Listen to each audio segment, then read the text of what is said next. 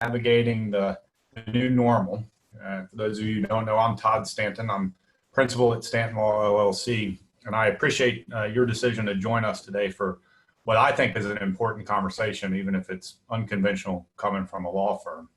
I want to get to the program quickly, but first, I'll admit that I, like everybody else, I guess, over the past few months have really felt this as a uniquely stressful time, right? I mean, trying to figure out how to run a business when nothing that I have ever had to do before applies to what I have to do right now.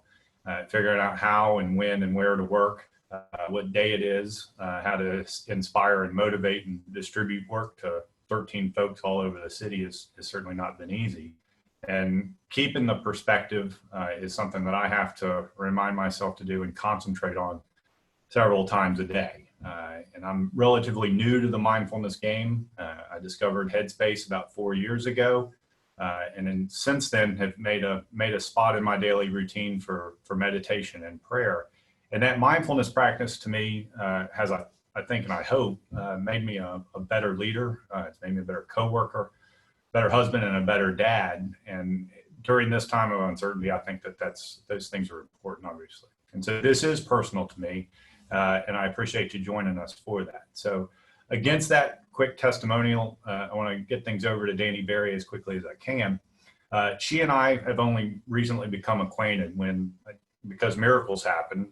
She took a job with Stanton Law as a counsel during what has been the busiest 3 weeks of my practice, right? We go back to mid-March and shutdowns were happening. The feds were promulgating new huge laws by the hour. And I was on the verge of completely drowning with questions that I simply couldn't answer. We were too busy trying to figure that out. And Dani, to her credit, jumped into the breach and has allowed us to get back ahead of things and not only survive in this, but we really, as a firm, have started to thrive during this tumultuous period. So she's done all this while she's also been running Wellworks Consulting, where she serves as the Chief Wellbeing Officer.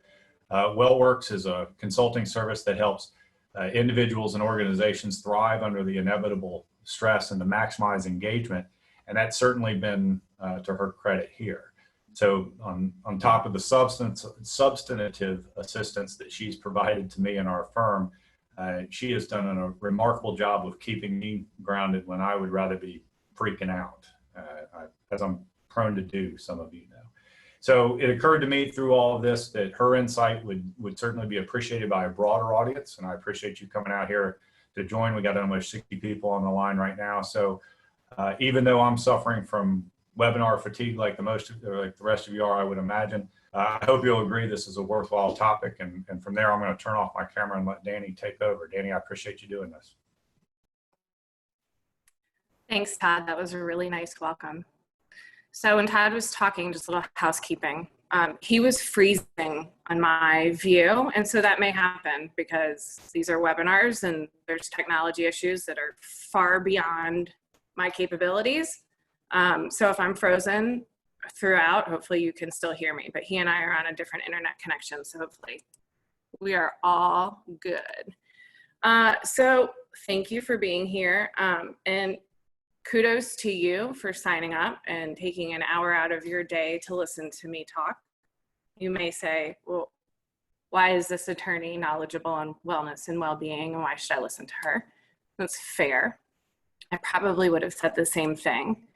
And the answer is simple. I myself have been through a series of unfortunate events, and through that suffered severe stress and trauma and PTSD, and initially had very maladaptive stress responses and was suffering. And I knew I needed to change. And it wasn't something that happened overnight. This took years and years of going internal and self-exploration, and it's a process that I'm still involved in today. But everything I'm going to talk to you about today are things that I've actually done and incorporated in my life and have found relief from those things. So typically I just talk about stress as a daily occurrence in a very general conversation. But here, we're going to talk about it more in terms of the pandemic and COVID-19 and kind of how that has rattled our day-to-day lives. And we're going to talk about challenges to our system, our bodily system, our mental well-being, our emotional well-being, our physical well-being as a result of COVID-19 and everything that's arising out of the pandemic. You know, when you take a step back, we all know and would agree that people are experiencing high rates of stress, anxiety, depression, fear, grief, and that's true. And these are big emotions, but what's behind that, or what's underlying that? And it's really that our expectations have been taken away. Our basic expectations have been disrupted. School is no longer a given. I don't want to go there, but there's discussion about no school in the fall. It's crazy. There's no expectation with school. There's no expectation with work. The financial markets are all over the place. There's no expectations with health or safety. Depending on what channel you turn on or what website you go to, you may find completely conflicting information. And so all of this has our brains working overtime. And it's robbed us of the consistency that we want. So humans want homeostasis. We don't want change unless it's our change, so unless it's on our terms. And so this has become very disruptive in a physical way, in a personal way to our lives, but also in an emotional way. And we're going to talk about that later. But what the goal today is to move away from viewing what's occurring as a challenge, worry, fear, anxiety, and flip the script. And so that we apply skills such as resilience, gratitude, patience, mindfulness. We apply skills to the stressful situation and are able to come from a place of equanimity. So before I get going on wellness and well-being, I thought it would be important to define, well, what is well-being versus wellness? Wellness is a hot word. We hear that all the time.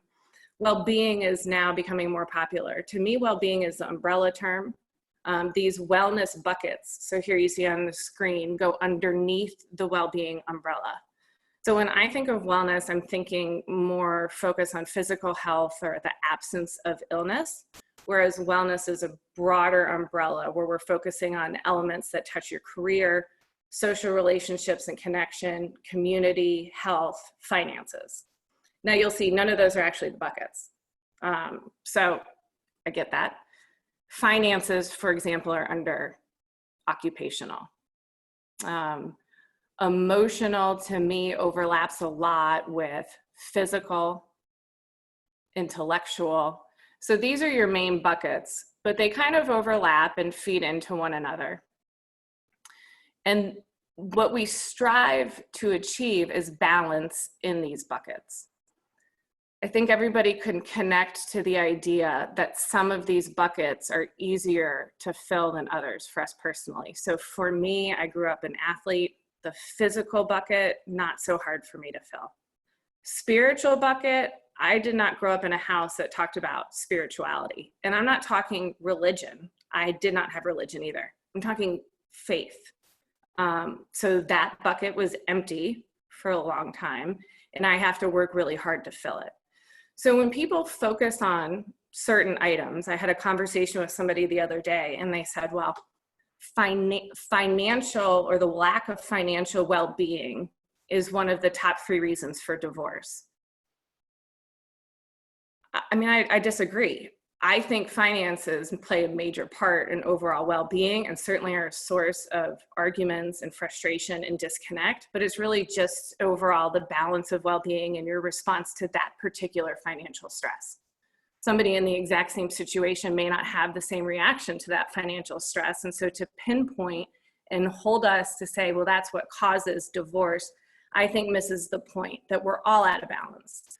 And so what we need to do is, I think, back off the things that are more easy for us to fill, the physical wellness, the social wellness, for me, the occupational wellness.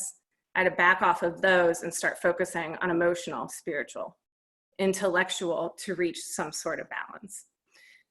This may seem like additions to your to-do list, not my intention, and we'll get through that as we go. To balance each of these buckets, for me, it's the starting point is to the right-hand side of spirituality, just having faith that we're all okay, and taking that and applying it through the rest of your buckets so that you bring that sense of equanimity, that sense of we're all in this, we're gonna be okay, I'm exactly where I need to be as you work on all of those other buckets. So it's not I'm doing physical exercise to lose 5 pounds. I'm doing physical exercise because I'm committed to my overall well-being. I'm not spending less money because I'm saving for another material item. I am being more responsible with my finances and my occupational choices so that I have more time with my family and overall well-being. That's how that kind of applies. You'll see at the top, it says defining lawyer well-being. I'm a lawyer. I talk to lots of lawyers and do CLEs on these sorts of topics. This came out of the American Bar Association's task force, Wellbeing Task Force, and it pulls on the World Health Organization definition of well-being. So certainly applicable to all the business leaders on the call today.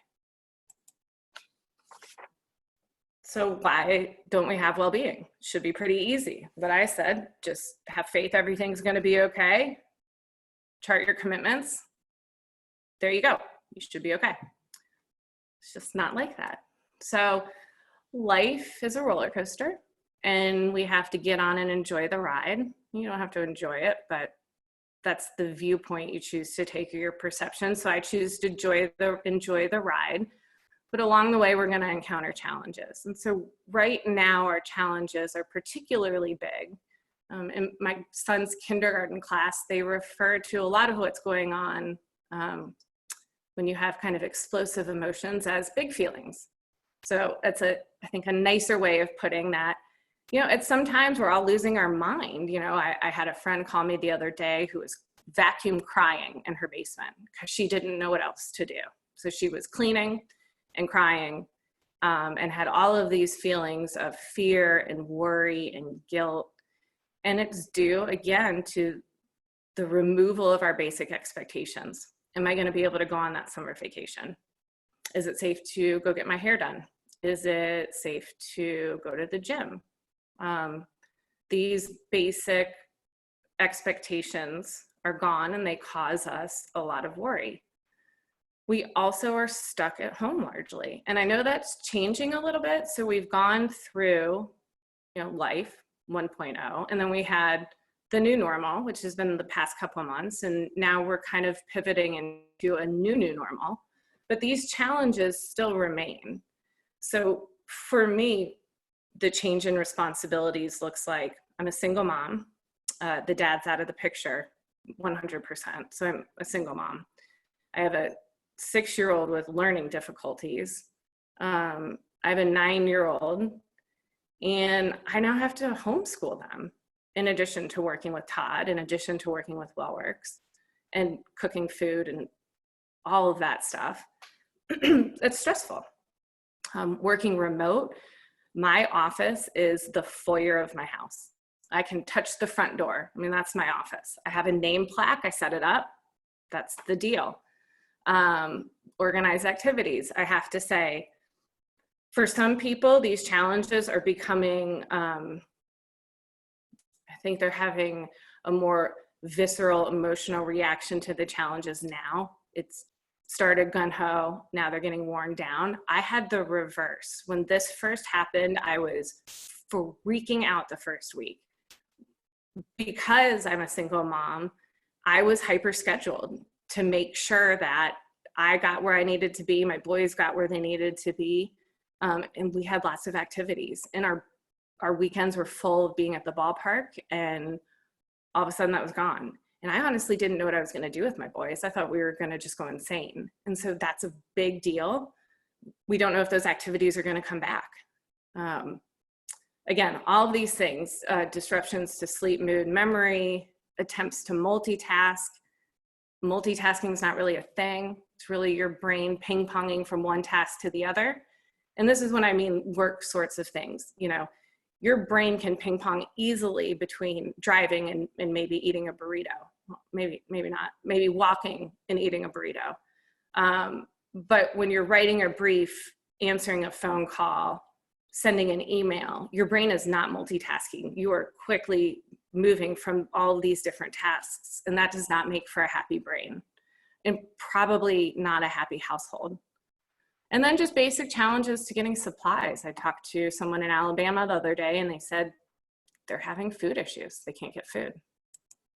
So what happens when we have these challenges? Well, when the challenges are pervasive, they cause chronic stress, and chronic stress causes inflammation.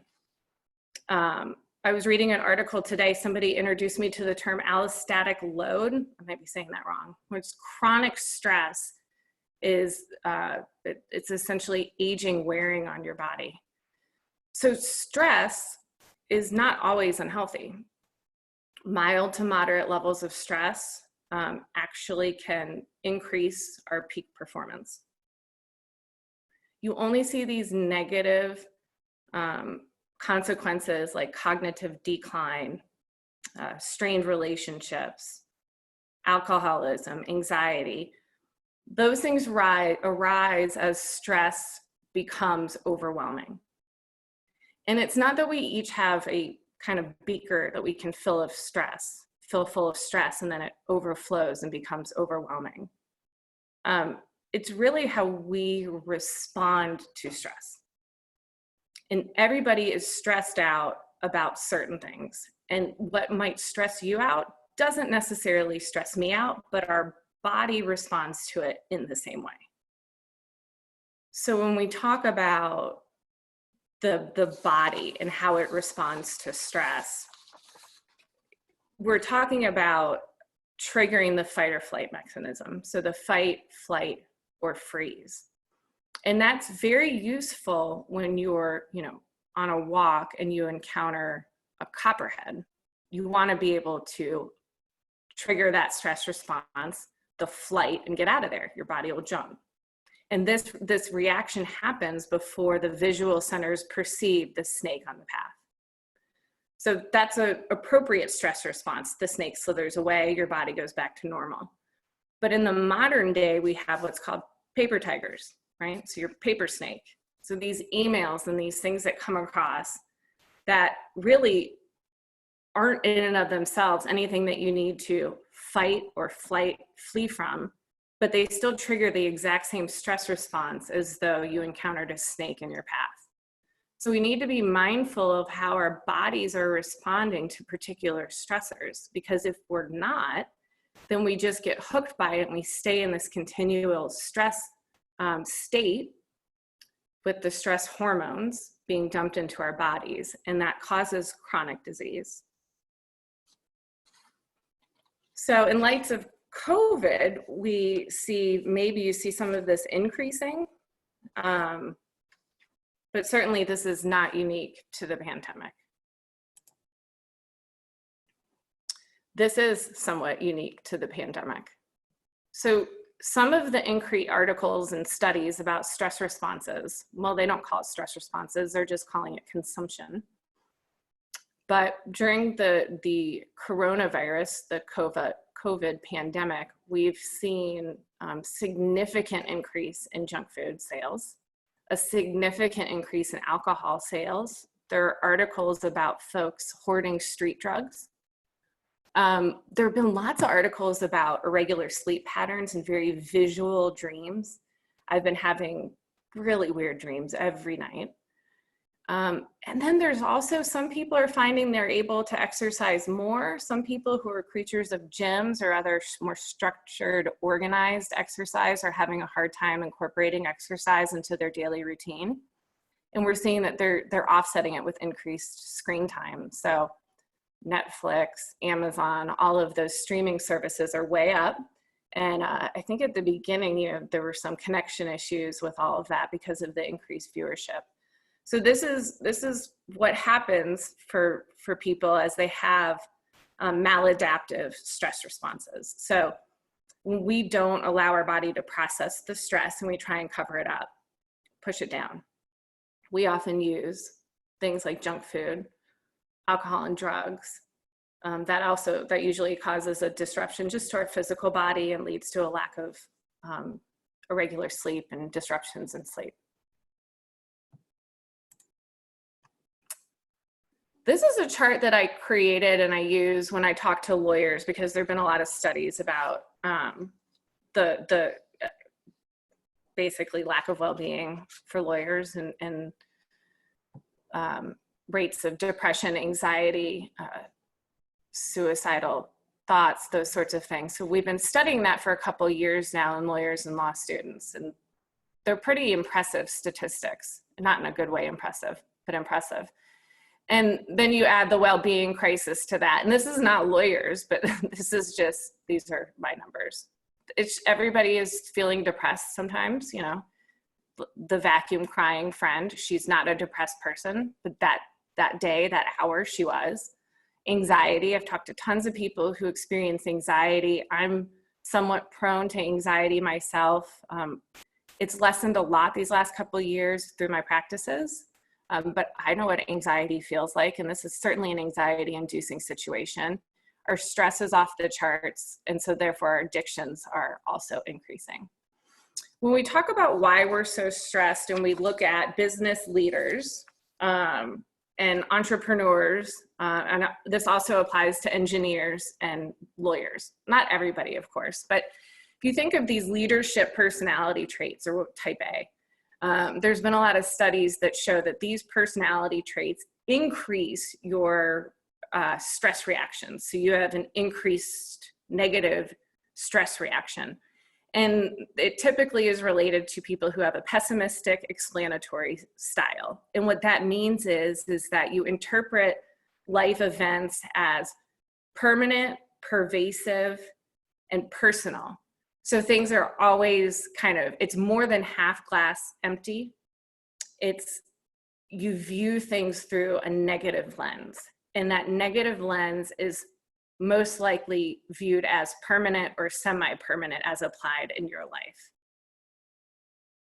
For lots of us, business leaders, lawyers, that's a really prudent approach to business. It's analyzing risk.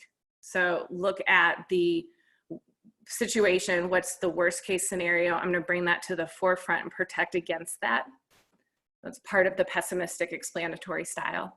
Negative thinking and negative workplace behaviors.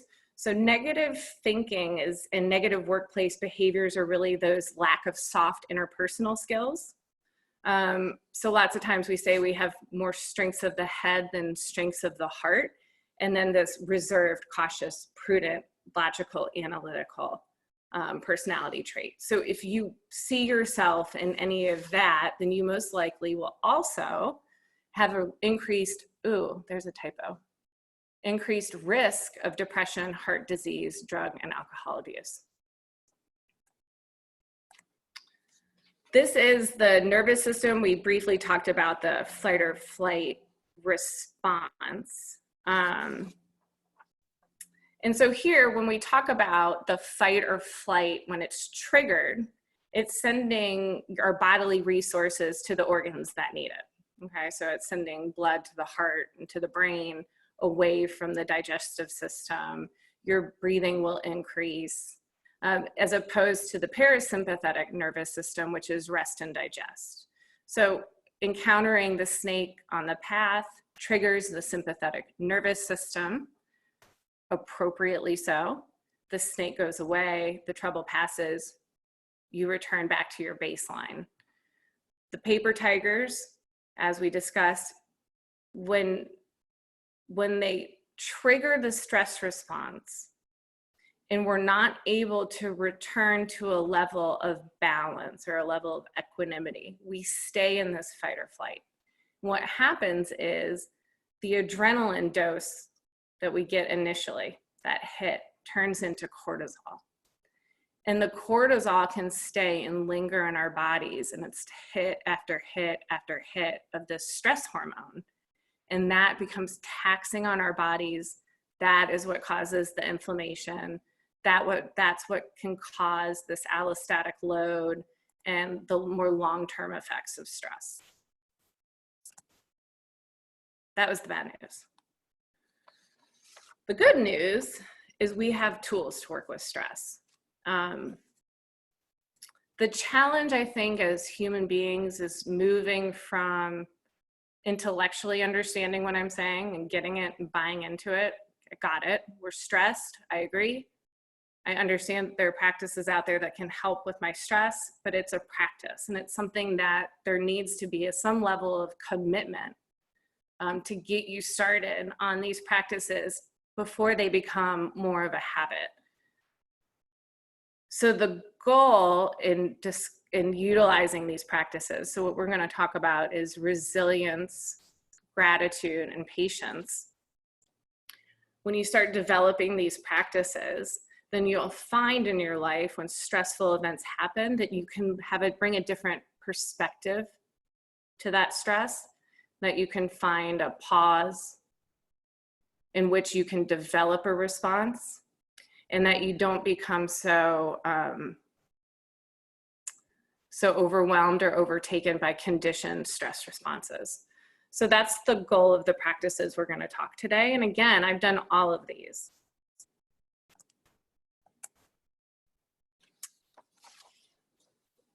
So what would it look like if you had a fully developed well-being practice and your balanced buckets? What would the world look like through that sort of lens? So as opposed to COVID-19 presenting us with all sorts of challenges, we would frame a response that looks at it from the optimistic side of the coin. And so from my perspective, when I look at it from a place of gratitude and resilience, the world is on a collective pause. It's on a collective pivot. And we're seeing the earth bounce back and be resilient as a planet. So we're seeing less pollution and greenhouse gases. There have been studies about the canals are clear in Venice and you can see fish. New Delhi, one of the world's most polluted cities, you can see the freshest air in decades. There are also cities now where you can see the Himalayas, which you haven't been able to see for about 30 years. LA, California, they had the cleanest air in the nation the other day. And since they've started measuring their air quality, they've had the longest streak of clean air. And we needed that. I mean, the earth needed a break. And I don't know how long it'll last, but I'm certainly grateful it's occurring right now. I think it's evidence that we're connected and evidence that we can do something about things like air pollution if we want. I'm not saying we all need to stop driving, but it's showing us that we can do things. There's also more time right now for self-reflection. I get that can be a scary, unapproachable place for a lot of people. But as you sit with your emotions and you feel your feelings, I know that's a little hoity-toity, but it's true. As you feel your feelings, you'll become more self-reflective.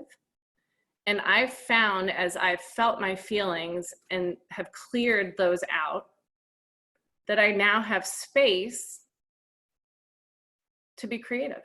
You know, I have space for new thoughts to arise. I have space to have a clear mind. But that took some digging and some self-reflection to get there. More time for projects and hobbies.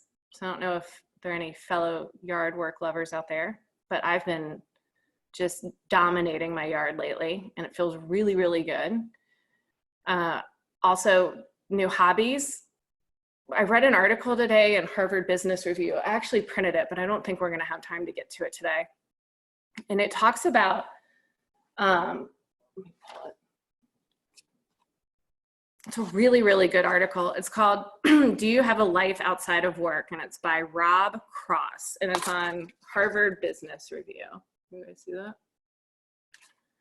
The reason it's relevant to this hobbies portion is this article talks about and puts into words something that I've been saying for a while, and what I found to be personally true is when you are a responsible caretaker and you go to college and then you go to law school and then you get a job, you buy a house, then you upgrade, you get a car, you upgrade, you have kids, school, private school.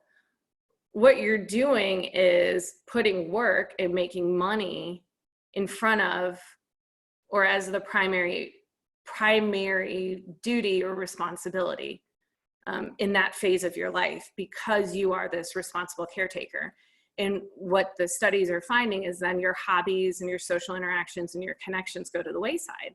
And so after a period of time, you're a high-level executive, and it's been 20 years. And in this article, they phrase it as this guy's coming home, has an unexpected open afternoon, comes home, wife and kids are gone, and he realizes, I don't have anything to do.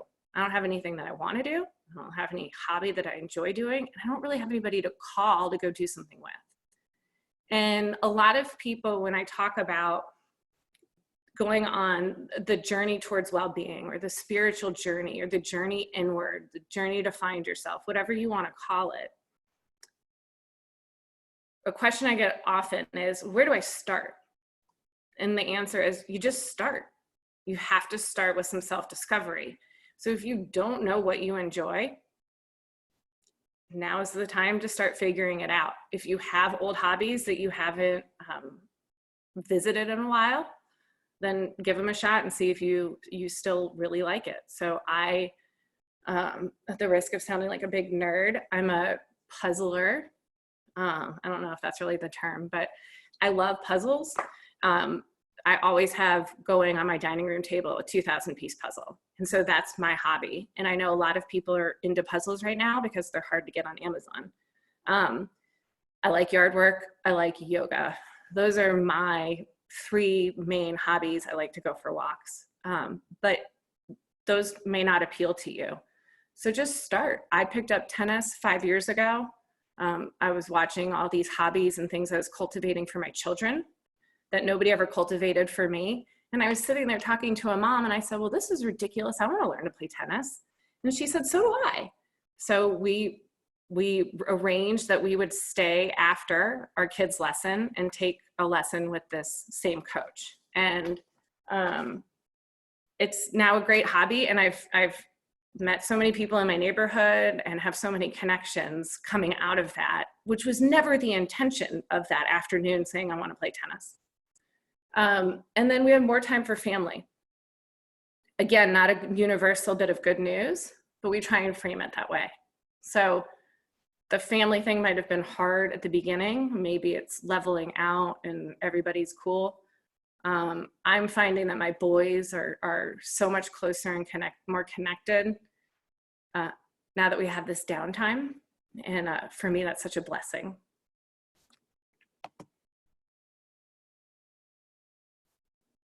Okay, framing a response again, this would look like, from a well-being standpoint, the good news of all that's going on is there's less stigma regarding remote work.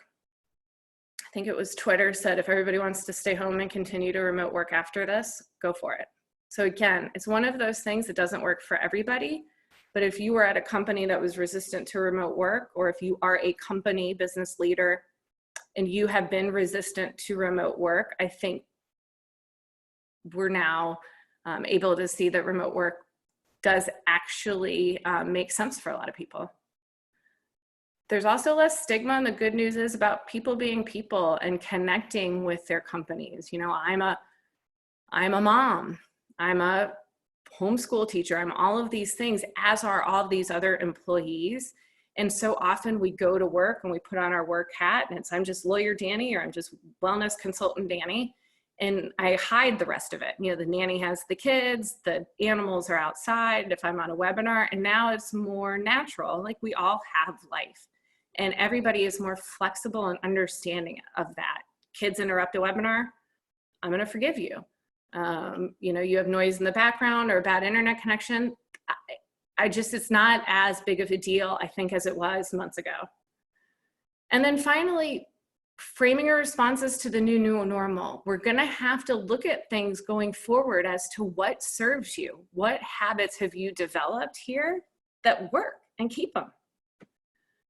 And then also you're going to have to stand for and commit to your well-being. So what does opening up look like for you? What comfort level do you have going out and going back to work? And can you stand for and commit to your own well-being? So all of that sounds great. I'm sure you'll agree. How do we get there? So we get there in a lot of ways. Today we're going to focus on 3. Resilience is part of emotional wellness, part of that bucket, in my opinion. And it means the developed capacity to remain present and determined under conditions of significant stress and change. So I think we're kind of there, right? We're in a situation where we need to show some resilience. And so when we look at resilience, there have been a lot of studies over the years. The studies really began around the 1970s. And so there's a lot of information about resilience and what makes folks resilient. And there's also a lot of misinformation. But what the studies generally show is there are 3 characteristics of resilient people. And so the way I put this into words is they have a firm grasp on and acceptance of reality. To me, that's it is what it is. So you can add story and spin for all the lawyers out there. It's your statement of facts. So it is what it is, and you accept that. The second characteristic is a deep belief tied to a strongly held belief that life is meaningful. So for me, that means that you have a strong belief that your work and your life has purpose. And so when you accept the reality and you have belief that it's meaningful, to me, that means the ability to accept it is what it is, and there's purpose here. The purpose may not always be clear, but the belief that there's purpose is what's required, not that you know what the purpose is. And then the third characteristic is the exceptional ability to improvise or pivot. So, resilient folks, they identify the statement of facts that it is what it is. They believe that they're in the current moment because life has meaning. And they have an exceptional ability to improvise or pivot. So remember when we talked earlier about personalities that are pervasive and permanent, we view things through that lens. That's a little counter to being able to improvise or pivot, because it's being kind of the stuck in the mud approach. So when we look at this definition and we go back to the developed capacity, what the developed capacity illustrates to me is that this is a practice. So this is something that we can create. And to remain present is, again, it is what it is, but it's also mindfulness. And while we don't have time to talk about mindfulness today, mindfulness is my jam, and I love it so. And it's a very important skill to develop, but it's part of resilience and it's part of overall well-being. So while I'm not going to call it that, we'll touch on some mindfulness today. So what does resilience then look like in practice? Let me go back to this.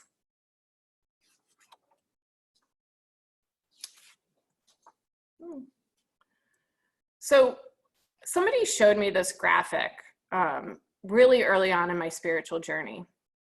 And I call it a spiritual journey because I used to live in a place of fear, and I was really just afraid to do anything. And that was a maladaptive stress response that I created to cope, kind of a wall barrier. And eventually I just was stuck there. And so I started on, it wasn't an intentional journey. I started seeking help, and I sought help from different organizations and from different people. So I had a therapist, I had a coach, I had yoga teachers, which was a yoga teacher training course, and mentors. And then I went to Al-Anon, which is for families of alcoholics. And I settled really on yoga because what I was finding is all of these teachings were teaching the same thing. They were just explaining it in a very different way. But somebody told me that when they're in a place of fear, high stress, high reactivity, hooked by whatever's going on, maybe really upset, maybe really angry, that generally I'm operating out of a place of fear, and that I am not residing in a place of faith that everything is going to be okay, that life has purpose. So for me, faith ties into number 2, a deep belief tied to a strongly held set of values that life is meaningful. And as I continued down my journey, which it's now a journey looking back, but as I continued to show up, which is what I was doing, I was showing up on my yoga mat, I was showing up at Al-Anon, I was showing up at my therapist, I was showing up at my Friday coffees with my coach. Lots of times there was just crying involved, but I was showing up. And after I continued the work, and we're talking like years, eventually the teeter-totter tipped, and it wasn't this intellectual practice for me anymore of like, I get what you're saying, I get it, I get it, I get it. I could feel it. I felt it. And that changed the game for me. It took some practice, and it took finding faith. And again, I was not raised in a house that had that teaching. So it was really something I had to discover for myself. This was the teeter-totter visual that got me to a place of balance when I was really out of sorts. And I learned it from a guy in Al-Anon. And it was just as simple. When I am coming from that place of unbalanced, of reactivity, it's because I do not have faith that I'm exactly where I'm supposed to be, and that this moment has meaning even if I can't see it. Okay, resilience in practice. What does that look like? These are just tips. So it can look like a lot of things, but in COVID days, coronavirus days, you're stuck working from home, find your spot. So you need to get a spot, you need to declare that spot, however you do it. So for kids, blue painter's tape off your spot, get your Nerf gun out, put your headphones on, whatever you need to do, create a spot that you can go to. I have a desk and a foyer. It's not luxurious at all, but it's my spot. The kids know, don't go near my spot. Equipment. This working from home might last longer than people want it to, and it might have shifted into a new normal where there's always going to be some component of working from home with your job. One of my dearest best friends called me last week. She had a total meltdown. Life was not going good as far as work life, and she didn't do a presentation.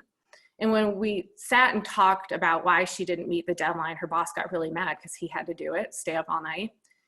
It boiled down to, she's so frustrated and overwhelmed working off of her laptop that she needs 2 screens, she needs a keyboard and a mouse to do this project because it's compiling so much information. And I said, so why don't you have 2 screens? She had no reason. I said, well, why aren't you sitting in your office? We were talking about where she was working. No reason. So while we were on the phone, we talked through it. She agreed that yes, she needs 2 monitors. Yeah, she needs a keyboard and a mouse. She needs to learn to work better. So that was her being resilient. She pivoted, got it together, created a spot, got her equipment so that she could work from home. Create a routine, create a schedule. The beginning, that was really important for me and my kids. Everything was blocked out, color-coded, beautiful. We followed it for like 4 days, threw it out. It's still posted. So if the kids are not listening to my demands, I will point to the chart and say, it's now quiet work time, and this is what we're going to do for the next hour. So I use it when I need to. I abandon it when I don't. Again, that's me pivoting, accepting what is, finding meaning in the fact that, well, maybe my kids aren't going to be homeschooled today formally, but that they'll find meaning in all of the recess and trampoline jumping. And so we pivot away from it. So that's me being resilient. I'm not getting stuck to my schedule. My schedule is not permanent. And I'm allowing myself to pivot. Communicate, connect, got to do that daily. Eat, sleep, and move. Eat healthy. Not every single thing needs to be really healthy, but it's important to your functioning. Sleep, do the best you can. I know it's really weird right now with sleep. And then move. It doesn't have to be what I'm going to do a 60-minute workout or a 90-minute workout and lift all these weights. Take a break from work, take 15 minutes, go walk a mile. If you have kids, take a break, go walk a mile. Do that a couple times a day. It'll probably set a better tone. All right, patience. Again, this is more emotional wellness, which is what we need right now. What does patience look like? Well, patience is the capacity to accept or tolerate delay, trouble, or suffering without getting angry or upset.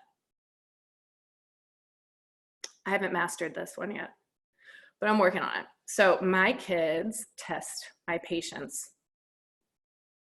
I admit it. Viktor Frankl helps me a lot here with patience. He has a quote. So Viktor Frankl is a Holocaust survivor. He is an author. He is, I should know. He's a psychologist or psychiatrist. I don't know. This is one of his famous quotes. Between stimulus and response, there is a space. In that space is our power to choose our response. In our response lies our growth and our freedom. When we are stressed out, we have conditioned responses, okay? So that looks like kid invades my space. I yell at kid to get out of my space. Conditioned response. A beginner's mind response, where I'm finding this pause, would look like kid invades space. I'm curious why kid invaded space. I ask kid, why did you invade this space? Right? So I chose my response. I overrode my conditioned response of wanting to yell at him. And I use that pause to create a better response. Now, oftentimes you feel like there is no space, Dani. There's no space. Something happens and I go off, and that's how it is, and that's how I am, and that's it. I understand that argument. I used to make that argument, and I overrode it after time and time and time. So I used to be pretty explosive. And there were periods of time in my life during my divorce where I had the opportunity to practice the pause. And I literally would stand at the top of my driveway, and my now ex-husband would pull up, and I would say, you're not going to react. You're not going to react. You're not going to react. You're not going to react. And certainly something would happen and I would react. And so I would try again next time. And over time, I stopped reacting. I was able to understand and close my eyes and say, all right, I am feeling very upset, and my heart rate is racing, and I have all of these tingles in my body. And to alleviate those feelings, I want to start verbalizing things. I had no patience. It is a practice. It is something that you develop. Patience and practice. So what does patience look like? How do we cultivate patience? I think understanding progress, not perfection. Not only understanding, but believing that life doesn't have to be perfect to be wonderful, and that nobody is perfect, especially now. So not that kid who's been told a million times, don't come into my space. Not your boss who's doing the best they can to open up the workplace. not your employee who's home as a short order cook and homeschooler, there with a parent that's sick, whatever's going on. All of that, no one is perfect. Multitasking, we talked about that. It's a myth. You will be much happier if your brain gets what's called in the zone. That's focusing on one thing at a time. Noise canceling headphones, getting in your spot, working on one project at a time will make you more productive in the long haul. You have to have patience to practice this. Patience to not grab and respond to everything as it comes to you. Failure to pause before action leads to unintended results. We talked about that, where conditioned response. Something happens, you respond. And then the SOS. The SOS is what I coach people when things are bubbling up around you and you're able to acknowledge that's occurring. You stop. That's the first S. You observe your body and your surroundings. That's mindfulness. But it looks like, okay, my body's freaking out, my heart rate's increasing, my breath is increasing, but I'm standing in my yard, I'm at the top of my driveway, and everything is actually okay. I'm not in any harm. And if you can put your hand over your heart, I know some of you may think that's silly, it has an actual soothing mechanism. Just do it right now, you'll feel it. And then the last one is strategic action. So stop, observe, strategic action is the SOS to find patience in practice. And then just recognize what stresses you out, doesn't stress somebody else out. So be patient with others' stressors. I know we're running out of time, so I'm going to roll through this. Gratitude. I actually brought my first gratitude journal, but it's across the room and I'm not going to get up and go do it because we're running out of time. But gratitude is the quality of being thankful, the readiness to show appreciation in return. So with gratitude, people acknowledge the goodness in their life.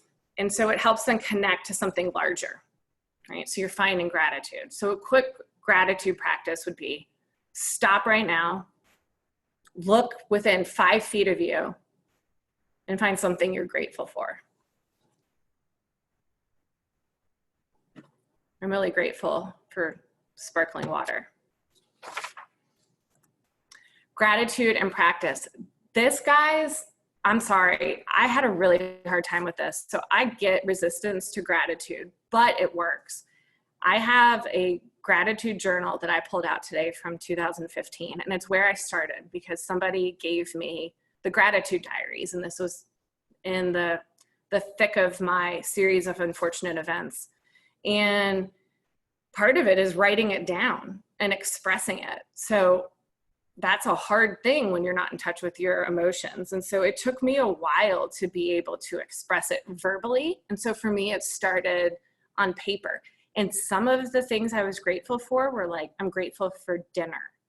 I was grateful to have a neighbor help me with a simple thing with a trash can. I mean, it was a very limited gratitude when I first started, but that's how it starts. It's how you develop a habit. This isn't fake it till you'll make it. It's actually developing habits. And so when the journaling wasn't really my cup of tea, I moved on to rosebud and thorn. And that's something that me and my kids do. We do it every night at dinner.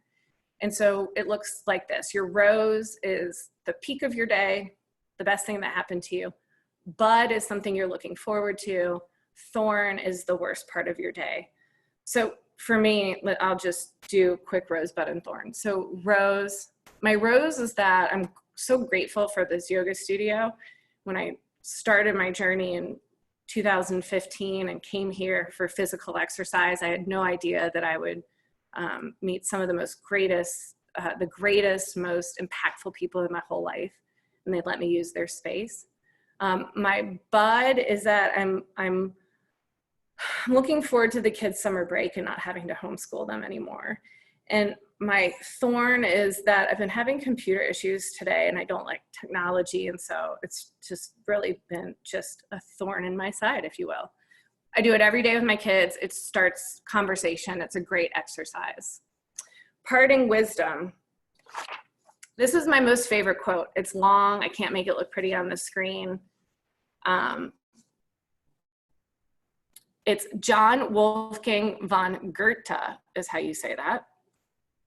He's a German literary figure. But what he says is, I have come to the frightening conclusion that I am the decisive element.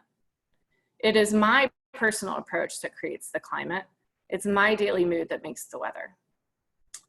I possess tremendous power to make life miserable or joyous. I can be a tool of torture or an instrument of inspiration. I can humiliate or humor, hurt or heal. We're powerful people. We are powerful people. And our words are powerful. And our actions are powerful. And we're in a situation right now where we can use that power to create lasting beneficial change. We can create a new climate that's beneficial for everybody. And we can change our personal approach to make our life more meaningful and to have better connected relationships around us. So as we conclude today, my wonderful friend Paul sent me this picture. I think he found it on a walk, and one day at a time, guys. We don't know what the future holds. It's unknown. And so there's no use in going there and fretting about it. Don't count the days, make the days count. I hope that you found some benefit to this hour today. Thank you for spending your lunch with me. I'm available offline if anybody has any questions or would like to dig into this any further. If you want to develop further skills, you can take this homework, try and find your pause, try and find the obstacles to finding the pause when you're under stress, and see how you can apply resilience, patience, and gratitude to the triggers and the stressors in your life, and see if it creates a stiller, smoother waters and a calmer climate at your house or your workplace. This is my information where you can reach me. You can also reach me at Stanton Law, Dani.Berry@StantonLawLLC.com. And there's my Wellworks Consulting website. Would love to talk further with anybody. Thanks so much. I'm going to check this chat and see if there are any burning questions. And it looks good. So thanks, everybody. Thank you, Dani, for doing this. We're right at 1 o'clock. That was well timed. I appreciate everybody sticking with this through it. It's good to see on the attendees list a bunch of familiar names, and we'll be following back up with you guys as we're apt to do. And keep in touch with us and let us know if any of this resonates with you. We'll look forward to your feedback. Have a good afternoon and a good weekend. Thanks. Thanks, guys.